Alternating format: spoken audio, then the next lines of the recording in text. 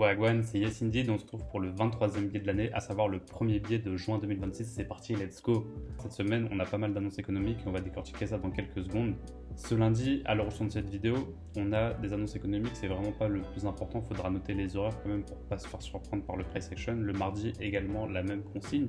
Le mercredi, on rentre un petit peu dans les hostilités, on a ADP Non-Farm Employment Change, donc c'est un préliminaire de NFP qu'on aura le vendredi, mais le jeudi, on a Unemployment Claim, c'est pas très important, mais ça reste des allocations chômage et on est sur une semaine de l'emploi. Et vendredi, qu'est-ce qu'on a? On a NFP, donc là, on aura le nombre d'emplois créés aux États-Unis, donc dans la partie non agricole. On aura aussi Unemployment Rate, donc le taux de chômage officiel, et on aura aussi les earnings, donc l'évolution des salaires. Donc ça, c'est très important. Donc c'est une semaine sur l'emploi et c'est très important à notifier.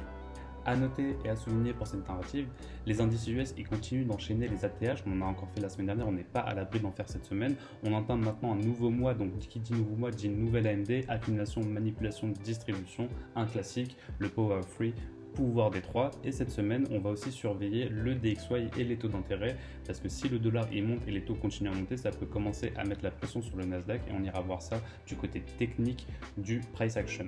Main event de la semaine, tu l'auras compris, on a NFP, on a aussi Unemployment Rate, le taux de chômage et les earnings, donc les salaires. Maintenant qu'on a bien compris la narrative, c'est parti pour les niveaux clés, let's go! Comme tu peux le voir, on est de retour sur les indices américains, SP500 sur la gauche, Nasdaq sur la droite, on est en monthly, une bougie vaut un mois ici, et ce qui va être important, c'est d'essayer de comprendre comment il va se passer notre AMD monthly ce mois-ci. Donc là, on a ouvert ici pour le mois de juin, on a le previous month high ici, le previous month low ici, qui nous donne un BC monthly ici sur le SP500 comme sur le Nasdaq, et on voit qu'on a fait une belle expansion. Qu'est-ce qu'on a en tout en bas du prix ici sur le Nasdaq comme sur le SP500? On voit qu'on a fait un bas d'année ici.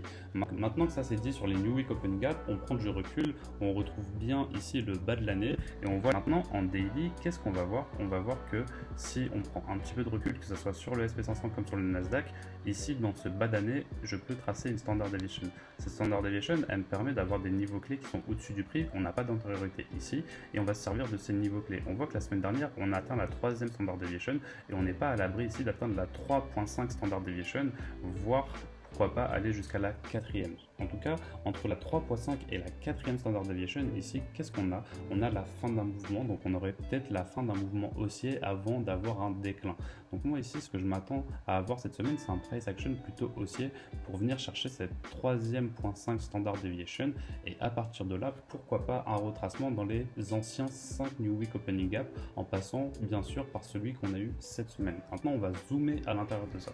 On voit que ici, on est venu dans ce BC Weekly et on a pris cette sell side ici.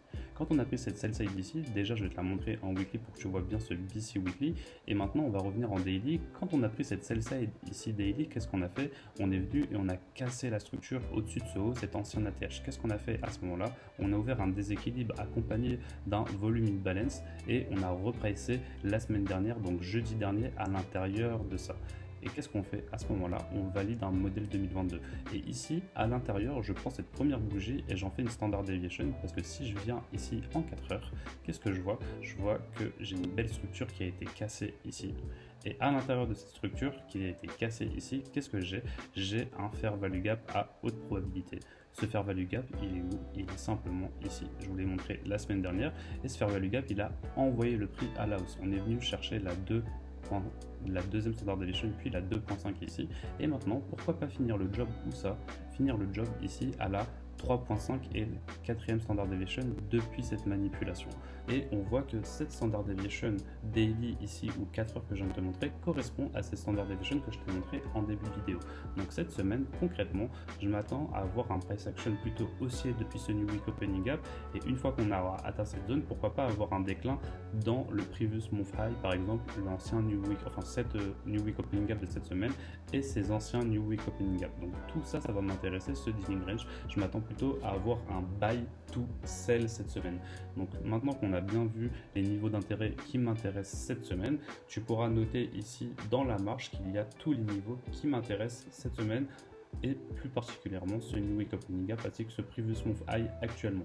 Et par la suite, ces niveaux supérieurs en confluence de ces deux standard deviations. On se retrouve pour le deuxième biais de juin 2026. C'était Yes Indeed. Je te souhaite une très bonne semaine de trading. Allez, ciao ciao ciao.